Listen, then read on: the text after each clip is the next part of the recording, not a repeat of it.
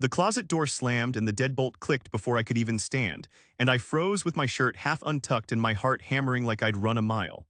I'm man and only man, I'm a storyteller, and I'm telling you straight. Miss Harper's voice came calm on the other side and said, "Reflection begins now." She sounded like she'd done this 100 times and like it was normal. I sat on a wooden chair in that dark hallway closet and tried to pin down the last week in my head, but all I could see was last Tuesday, coming home from school, turning on the console, thinking it was just another normal evening where nothing big would change. She had taken my phone earlier, slipped it into her bag like she was hiding evidence, and told my parents she was in charge now. They sounded small over the phone, my mom's voice flat and my dad's voice somewhere muffled in the background saying, "We love you, but this needs to happen." That line sat on my tongue and tasted wrong even then. I stayed in the closet and tried to think through a list of what I'd actually done wrong, because memory was slipping around the edges and guilt felt easier than truth. When Miss Harper reopened the door, she didn't let me out first. She set a bowl of plain oatmeal on the kitchen table and said, "Earned by humility." She called it dinner like it was a lesson plan. I screamed that my parents would never allow this and threw the glass that was sitting on the counter. It hit the wall and exploded into 100 pieces. I watched every shard fall and felt like each one cut something inside me. She made me handwrite an essay about respecting other people's property, one sentence after another, the loop of the pen dulling in my fingers while her phone sat in her bag and buzzed. That buzz vibrated through the whole house and made the pen feel heavier. She pulled the phone out, glanced at it, and read Marco's name aloud with a little frown, like the name itself had opinions. "Marco," she said slowly, as if testing the sound of it. She insisted my parents wanted documentation of accountability, not explanations. "They want a record, not excuses," she told me flatly, watching every letter I formed like she could judge my soul under a microscope. She timed everything. She set rules as if this was school detention rather than our house. She would inspect each line I wrote, her eyes catching a smudge and saying, "That's sloppy, redo it." She filmed me sometimes while I wrote, but most of the time she just watched, and the watching was worse than the camera. I kept thinking of the charges on those printed bank statements she'd waved at me earlier, the 5 identical charges highlighted like proof. I knew I'd used Dad's card 3 times and lied about the amounts because I'd wanted the thrill of getting away with it. I hadn't made the other 2 charges, though. I knew that in my bones. Sitting there, scribbling my apology about property and respect, I felt both guilty and cornered. Guilty for what I'd done, but cornered because she treated me like I'd confessed to everything already and like resistance was just delaying the verdict. When her phone buzzed again, this time she looked annoyed and said, "We have to make this airtight." I tried to tell her about the times I actually bought things, dates and times and small amounts so she could see where the real numbers were. I told her, "I did it 3 times, I won't hide that." She tapped the table with her fingernail and said, "Confess everything or we go longer."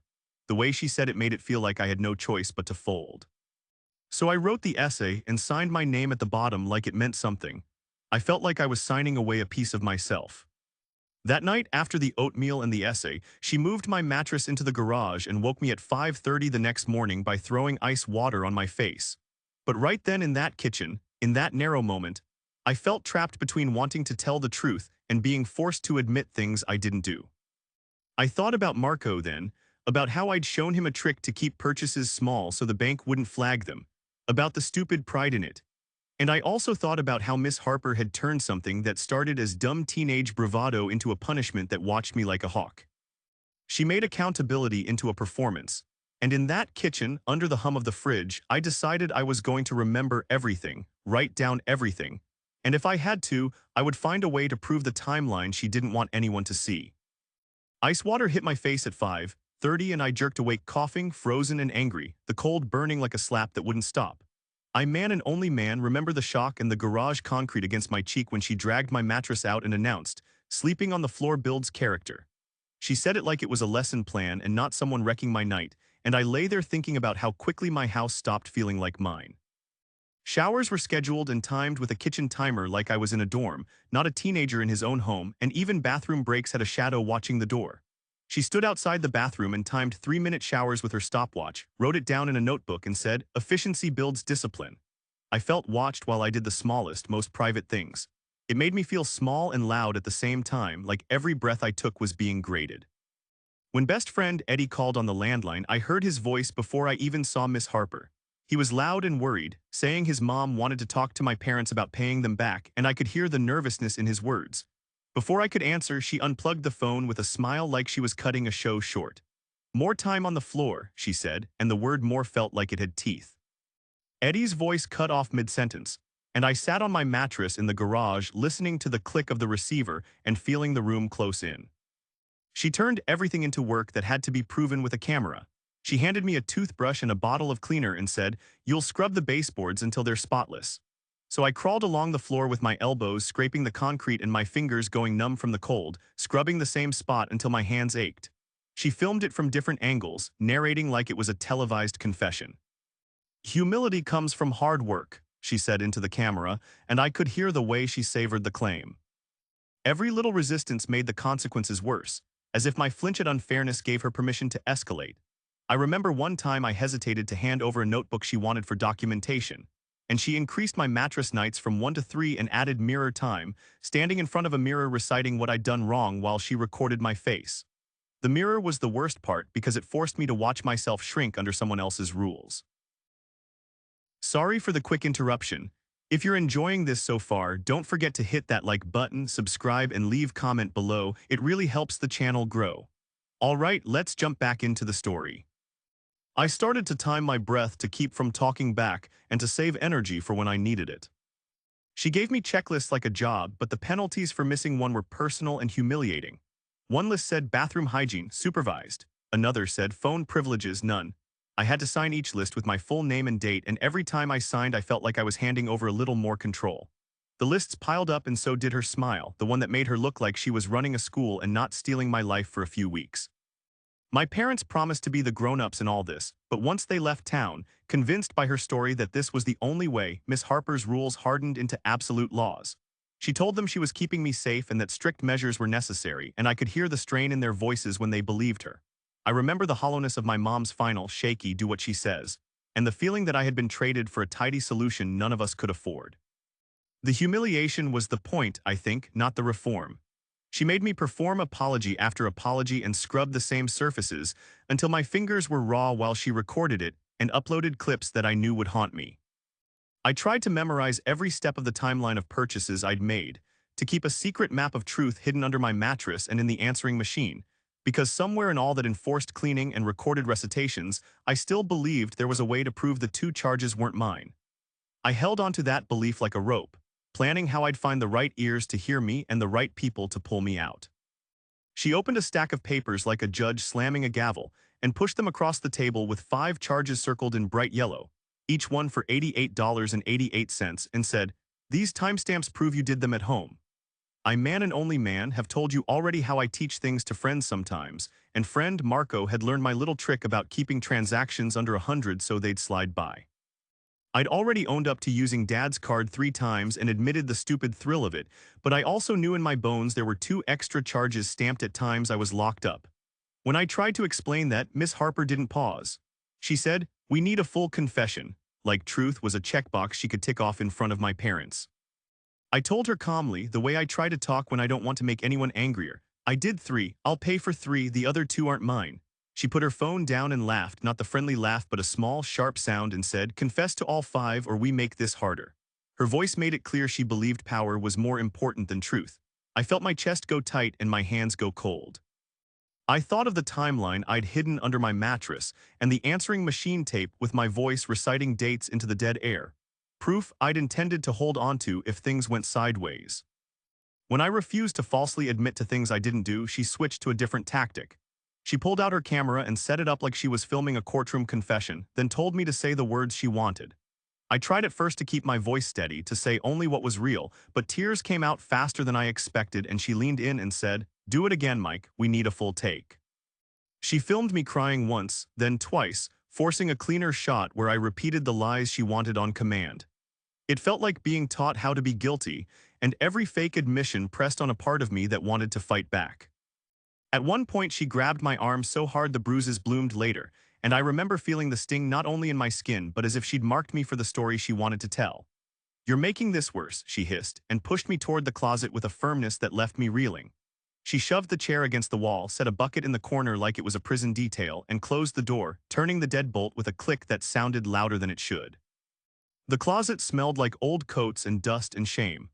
I lay on that wooden chair and tried to breathe steady, counting purchase dates and times in my head like beads, replaying every minute of the day I actually bought things and the nights I hadn't. The dark in that closet did what doubt always does. It made everything bigger and more confusing. I held onto the memory of the 3 real purchases like a map, whispering the dates under my breath until sleep pulled at me. I pressed my back to the door and tried to remember small details, what school bell had rung, who I'd sat next to in class, anything that would anchor me if I got a chance to explain it to someone who would listen. I made lists in my head and repeated them like a prayer so I wouldn't lose the timeline she wanted to erase. Every hour in that dark was a slow test of how long a person could be made to believe their own guilt. She wanted me broken down enough to sign anything, to say anything, to make the story neat for my parents and for the videos she'd upload. But even in the cramped dark, with the bucket at my feet and the chair wedged against the wall, I kept pieces of truth tucked into the corners of my memory. I planned quietly how I would get those pieces out, who I could call, what proof I could find, which voice recorder tape I could play for someone who actually cared about facts. Getting out, I decided, wasn't just about escaping the closet. It was about making sure the timeline matched what really happened and not letting someone else write my guilt for me. I slammed the closet door shut in my head the second I heard the knock and the whisper under it, and I sat up like someone had pulled a cord in me. I man and only man tell stories, and I'm telling you now. Sister knocked late and breathed. I saw a message. One of those charges happened after you were grounded, and her voice shook so hard I could hear it through the wood. She sounded terrified about what Miss Harper might do if she said more, and that fear landed on me like another weight to carry. For a second I thought the world might finally tilt back toward me, and then I remembered how small a whisper sounded against someone who'd chosen to run the show. I clung to facts like they were ropes thrown into a stormy sea. I repeated the exact purchase times for the 3 charges I knew I'd made, dates, hours, amounts. Those little details were the map I kept in my head and on the paper I was quietly making. I told my sister, write it down, don't tell Mom, not yet. She scribbled with a shaky hand, folded the note tight, and slid it back under the door. I'm scared, she said, and I believed her. She was right to be. Miss Harper liked to make examples out of people who tried to point out mistakes. Miss Harper didn't just punish, she used fear as a lesson plan. When she wasn't watching me scrub baseboards with a toothbrush, she'd sit on the couch and flip through videos of juvenile detention centers like she was showing me my future. She'd glance over at me and say, "This is what happens when you don't own your mistakes." Like every clip had been chosen to shape my spine into obedience. Sometimes she dozed off mid-lecture, and that was when I started working on a plan that felt ridiculous and small and exactly right for the situation. I recorded her. There was an old landline on the counter, the kind with a cord that tangled and made everything sound older than it was. I learned how long she liked to ramble when her voice got soft with threat, and I put the handset down with the record button pressed on the answering machine. It wasn't fancy, but it caught the hiss and the exact words she used when she threatened to call child services or to share footage with Marco's mom and the school. I'd hear her say things like, "You don't want this out, and we can make this last as long as we need." I pressed my ear against the kitchen door and let those words sink into the tape. I copied that file onto tape soon after, because tapes could be hidden inside a board in the garage or shoved in a tennis shoe. I learned how to make copies on an ancient tape deck we had, a piece of junk my dad used to fix radios with. I played the recording back and heard the way her voice changed when she realized I wouldn't break on cue. That proof felt like fire in my pocket. It was dangerous and raw, and the kind of thing you don't keep unless you plan to use it. While she watched me for signs of resistance or bragging, I hid other evidence. I picked locks, kind of, but not the real way, just careful hands working the small screws on an old answering machine, an attic vent pried with a butter knife, paper folded and shoved into places no one thought to look. I wrote a precise timeline on a single sheet of notebook paper, clean, neat black ink, purchase 1 date time amount, purchase 2 date time amount, purchase 3 date time amount. I added what I'd been doing at the time the 2 phantom charges occurred, the small details that would prove I hadn't been at the console then. I tucked the paper under my mattress like it was a Bible, like truth itself needed a hiding place. There were nights when the house felt like it was all one long hallway of eyes, and my sister would slide me notes under doors with the same terror I felt when I thought about talking to my parents. She told me one more time, "If anything goes wrong, I'll tell." But even then she hesitated, because the cost of telling was big in our kitchen and Miss Harper loved large costs. So I kept the tapes, kept the paper, and kept the small list of times murmured in my head until I could find someone who would listen without believing the polished lie Miss Harper sold.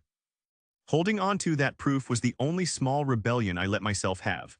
It wasn't loud, no smashed windows, no yelling matches, but it was real, and it felt like something Miss Harper couldn't watch and clip and use against me. It felt like hope, and in that house where every step had become a test, hope felt like the most dangerous, useful thing I could hide. I found the card by accident, sliding my hand into the strap of her bag while she dozed on the couch, and the TV hummed about juvenile detention. I Man and Only Man pulled out a cheap business card that said Firm Resolve Solutions LLC in block letters and a phone number that looked like it led nowhere good. The paper was slick and thin and smelled like someone who bought things in bulk. That little card felt like a key, and for the first time in days I felt a small sharp hope jab through the dull fear. Later that night I typed the name into the old laptop we kept in the attic, the one Dad used to keep tax files on. The website that came up was garbage, stock photos of happy teens, a slideshow of smiling parents, and a list of program pillars that sounded like a motivational poster someone had stolen from a gym. There were testimonials, of course, 3 short paragraphs with names that looked fake and no links, no certifications, nothing showing the kind of training that would let a stranger lock a kid in a closet and film him. I read it over and over until my eyes hurt, trying to find a single line that proved she was anything more than a person who bought a curriculum and a camera. When I finally demanded to see her qualifications, she didn't even pause. She folded like a fancy card table and said, "I'm not licensed. I bought a curriculum online." She said it like it was a small thing, like a typo on a receipt, but listening to her admit it felt like watching a wall crack. She told my parents over speakerphone that they were paying her a premium because her methods worked, like money bought authority. Dad argued with Mom while I listened from the hallway, and his voice was hot and fast and raw. He was furious about the cost and the closed-door punishments. "You can't just pay someone to lock him up," he said, and I could hear the cans clattering in the kitchen as he paced. Mom kept circling back to a relative who had gotten in trouble with the law and said, "We need this before it gets worse," as if someone else's mistake was proof a stranger's harshness was justified. Her voice had that thin, brittle edge like she was trying to build a bridge out of fear. I remember thinking how loud panic makes people, how easy it is to hand over decisions when a stranger promises a neat solution. I felt sick hearing them argue, because every sentence was a brick in the cage Miss Harper was building around the house, and around any chance I had to explain myself. The more I dug, the more little lies unraveled. Her business card had a registration number that went nowhere, and the phone number on the site forwarded to a burner app. The curriculum she'd bought was a set of PDFs with generic lesson plans, scripts for confession sessions, and a spreadsheet that listed recommended punishments. It was cheap, and it was made to be sold to people who wanted a playbook, not actual trained professionals. I felt stupid for not seeing it sooner and angry at myself for letting her narrate my guilt into a neat package she could sell. I started to collect proof in a way that felt steady and small and useful. I printed screenshots from the website, the business card image, and the registration lookup results that showed no professional license. I copied the email receipts for the curriculum purchase onto a thumb drive and tucked that drive into the hollow of an old hockey stick in the garage. Every little piece of paper felt like a brick I could throw through a window if I needed to. I also saved the recordings from the answering machine, the ones where she threatened to call child services and to share footage, and burned them onto a CD that I could hand to someone if it came to that. I knew timing mattered. If I waited while she sold her story to my parents, they might keep paying and keep trusting her. Dad was shaken and angry, but Mom's fear was loud and persistent, like a drum that kept everyone moving in the direction she'd chosen. I needed an ally who would listen to proof and not to panic. I thought of Porter Mitchell, the counselor at school, and Geneva Hayes, the restorative justice coordinator I'd met once before. They were the kind of people who asked questions instead of offering final answers, and I figured they'd look at documents and tapes instead of the dramatic clips Miss Harper trimmed for effect. I started drafting an email I didn't send yet, the one that would lay out everything cleanly, the 3 purchases I admitted to, the 2 I didn't make, the timestamps, the website screenshots, the recordings. I wrote and rewrote the list of dates and times until it looked like a confession of nothing but facts. The small, precise stuff felt like oxygen. It felt like a way to breathe without hyperventilating on someone else's story.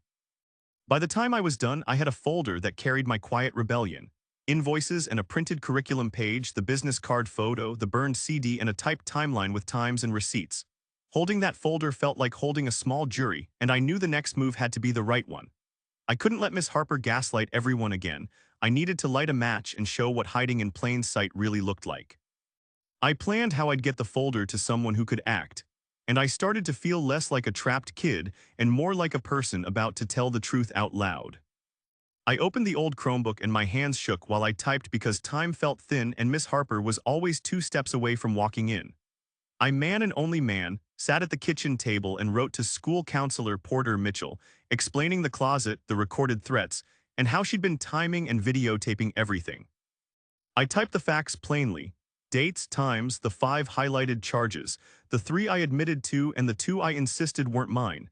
And I pressed my face into my hands when I imagined her reading it aloud like she owned the story. I couldn't hit send with her in the room. She checked the computer sometimes and kept the laptop's charger in her bag like a leash. So I saved the message as a draft and watched the little blinking cursor like it was a heartbeat. Saving it felt like folding a letter into an envelope and tucking it into my pocket, all quiet and heavy with possibility. I kept going back to the draft, fixing one line, adding one timestamp, tightening the timeline until it felt like a clean map someone could follow. When she wasn't watching, I crept to the answering machine because it was the one device she thought was useless and old. I lifted the handset and hit the record button with my thumb so it clicked and stayed in place.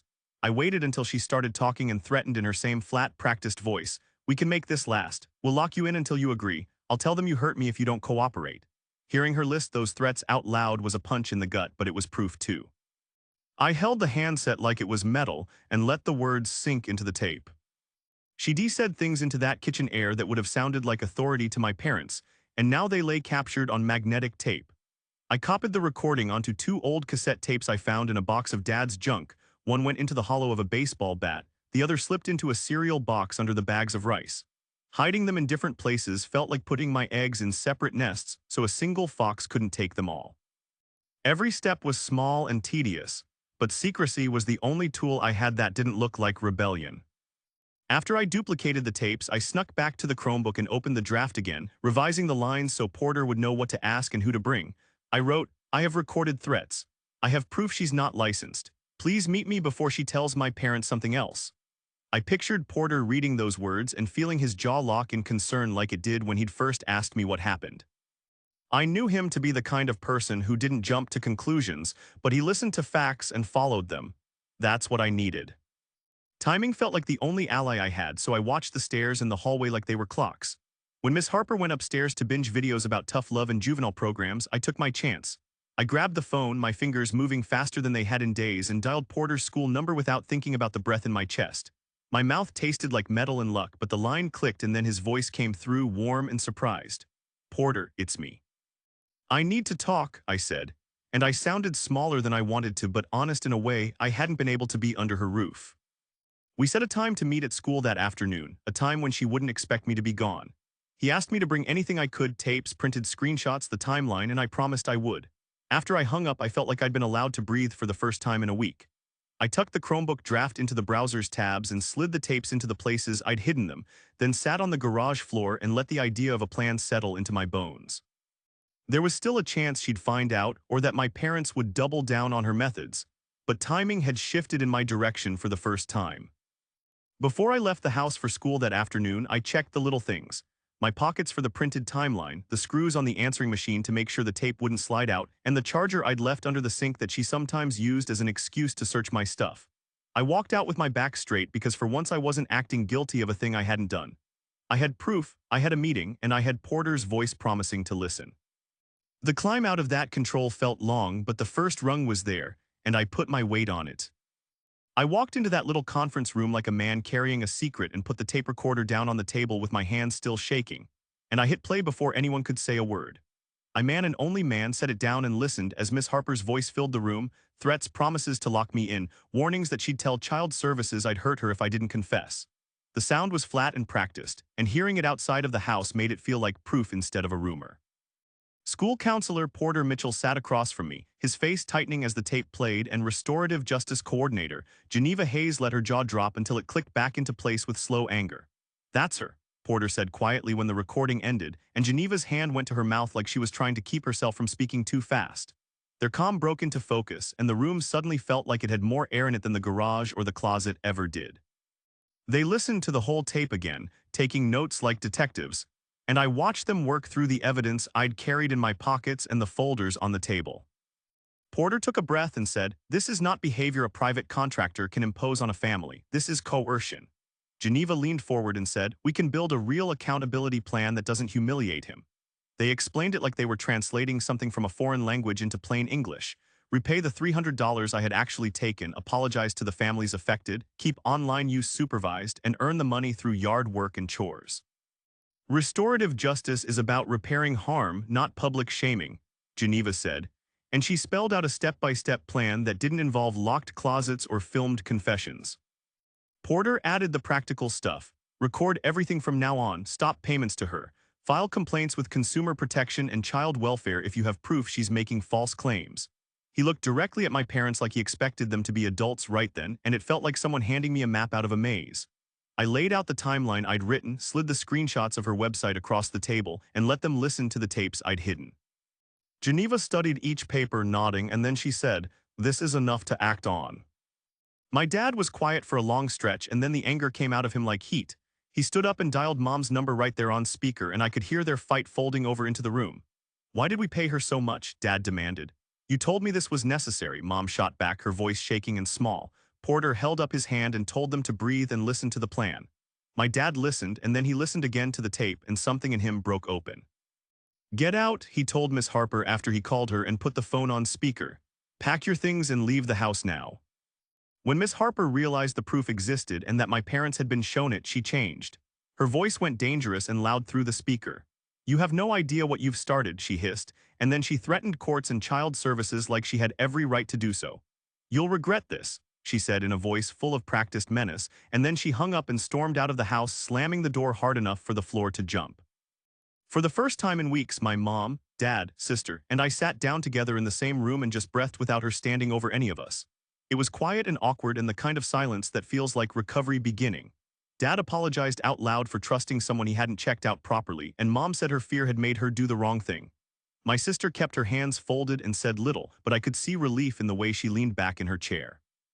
Geneva wrote the plan down in detail: earn $300 through supervised yard work and chores, make apologies to the families affected, supervised internet access, and weekly check-ins with Porter.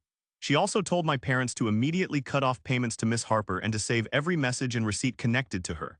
Porter promised to help file complaints with the school and to connect us to real counseling. He said, "This will take work. It will take time. But we fix the harm, not amplify it." We left the meeting with a folder of steps and a list of names to call, and for the first time in days I felt like someone else was holding part of the burden. The house felt different when we got back, less like a holding cell and more like a place that could be repaired. Miss Harper was gone, but the videos she'd taken and the shame she'd tried to sell us still sat on the web somewhere, and we all knew that rebuilding trust would be slow. Still, sitting at that table with Porter and Geneva made me believe that getting out of a lie meant building something honest in its place. One small task, and one earned dollar at a time. I spent the next months doing the slow work everyone kept talking about, and every paycheck felt like a small victory toward getting my life back. I man and only man took Geneva's plan and treated it like a job. I mowed lawns for neighbors, cleaned out garages that smelled like old socks, hauled mulch in the heat until my back ached, and kept a strict payment schedule for Marco's mom. On the 10th you pay, I told myself like a promise, and I stuck to it. The cash I earned went straight into envelopes I labeled and signed. And dropping that money into Marco's mom's hands was harder and better than I thought it would be. Therapy was the other kind of work, the kind that didn't show on a ledger but changed how my chest felt. I sat in a small office with a therapist who asked straightforward questions about fear and trust and why my parents panicked so fast. We talked about how easy it is to let someone else fix a problem when you're scared, and how that scared place makes people do sharp, fast things. Dad came to one session and said, "I thought paying someone would protect him," his voice breaking with shame. Mom came to another and said, "I was afraid we'd lose him to something worse," and the room hummed with the noise of people trying to be better. Geneva kept checking in and helped us build concrete rules, parental controls on my phone, a shared list of passwords where only adults had the master key, and weekly check-ins at the kitchen table so nothing could be hidden under panic. She sat with us the first few times while my parents set limits and showed them how to use apps that blocked purchases without permission. "This is about boundaries, not surveillance," she told us, and that line landed. I agreed to supervised internet use and to let them see relevant records until I earned back trust. Those rules felt tight at first, but they felt fair, and fair is the shape of trust. I cleaned out my accounts in the small, literal ways she suggested, deleting old chat histories that celebrated dumb risks, unsubscribing from accounts that nudged me toward quick thrills, and setting financial alerts so Dad and I both had receipts landing in our inboxes. I wrote a long reflection about honesty, 2 pages, single-spaced, about why I'd lied and what I would do differently. I also made a short, sharp list of personal rules I kept folded in my wallet. No purchases without permission over $20, talk to an adult before teaching tricks, keep receipts, and don't use pride as a strategy. I read that list when I felt the old itch for some small, fast win. The videos Miss Harper posted stayed online for a long while, and knowing they existed hurt like a constant scrape on the inside. I felt naked when I thought about strangers seeing me cry in that closet, but my parents and I filed complaints with consumer protection, with the school, and with child welfare. Porter helped draft emails and called people who could push the platforms to take things down or at least flag them. It wasn't perfect. Some clips lived on like shadows. They still stung when I saw a comment or a share, but the steps we took made it harder for her to keep profiting off a story that wasn't hers to sell. Slowly, privileges returned as I proved myself reliable.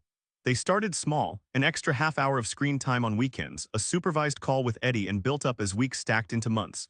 Each returned privilege felt like a test. I used the phone the way we agreed, I saved receipts, and I checked in without being asked. Dad watched me do a payment schedule in a notebook and then handed me the debit card with a small nod that meant more than any big speech. "Earn it," he said once, and I understood he meant earn it in the honest, boring way. Rebuilding took far longer than breaking things did, and there were nights when I wanted fast fixes that weren't possible. But the work mattered because it was real accountability, not performance.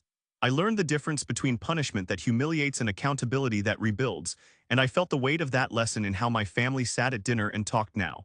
We argued less from panic and more from a place of trying to make things right. In the end, what saved us wasn't a single showy moment but 1,000 small, tedious ones. Mowing lawns in bad weather, apologizing in person, sitting through therapy, setting an alarm to check in, deleting a chat instead of leaving it to rot. Those things stitched the house back together in a way that felt steady. It didn't erase what Miss Harper did or the footage she posted, but it changed the shape of our days and the sound of our voices at the table. We weren't perfect, but we were doing the work, and that was enough to keep us from a worse path. Dad ripped the glossy brochure in half right there at the kitchen table like it was a confession he no longer wanted to hold, and the paper fluttered to the floor while I watched and felt something loosen in my chest. I, man and only man, remember the taste of that moment, metal and relief, because the brochure had been a symbol of fear, a plan to send me away somewhere strict and far, and tearing it up felt like saying out loud we weren't going to let panic make our choices anymore. "We can fix this here," Dad said, voice low and steady, and for once that felt true. The house stopped feeling like an evidence room and started feeling like a home again because we all agreed the fear that led to extremes had been a mistake. Mom said, "I'm sorry I let someone else take over," and the words landed in the room like an apology that needed saying. We removed the lists Miss Harper left, took down the cameras she'd set up, and put the mattress back out of the garage. The quiet was different now. It didn't have the tense edge it used to. We kept the tapes and the screenshots for the records we might need, but we also let ourselves start to close some doors on what had happened, not by forgetting but by choosing to repair. I still owed money, and the ledger of what I'd done sat in my notebook like a small, stubborn debt that wouldn't let me sleep. I kept the payment plan Geneva drew up pinned to my bedroom wall, dates, amounts, names, and the chores I agreed to. On the 10th, I told myself every month as I handed envelopes over to Marco's mom, and she nodded like someone with a slow, steady machine inside her that kept paying attention. The work was physical and humbling, mowing in heat, hauling mulch, cleaning garages again, but every dollar felt like undoing a small piece of a wrong. Therapy became a regular appointment on the calendar, not something tacked on as punishment but a place to talk honestly. The therapist asked me about fear, about how my chest tightened when decisions were made for me, and about how pride had pushed me toward dumb risks with Dad's card. We spoke about trust like it was a muscle that had to be used or it atrophied. My parents came to sessions and learned how to steady their own worry into conversation instead of action. Dad said, "I'll be better at listening," and Mom worked on naming her fears out loud before they could steer her into panic choices. We learned that making amends is slow and specific, and that accountability only works when it respects the person who has to change. Geneva reminded us, ask what restores the person who was harmed, not what humiliates. So I wrote apologies by hand to the people whose money I'd taken, and I met them in person to hand them envelopes and say, "I'm sorry," looking at them while I meant it. I didn't stage sobbing confessions for cameras. I showed up, explained how I'd make things right, and did the work. That steady, honest repair changed how my family talked and how they set rules clearly, fairly, and with shared checkpoints. The videos Miss Harper posted still existed, and sometimes I'd see a comment or a replay that made my stomach twist.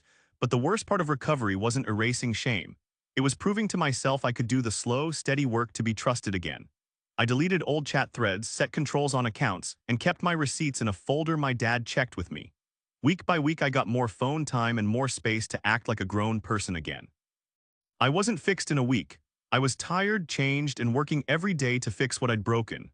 That work felt like breathing slow after having held it too long, awkward at first, then steady, and it saved us from a worse path.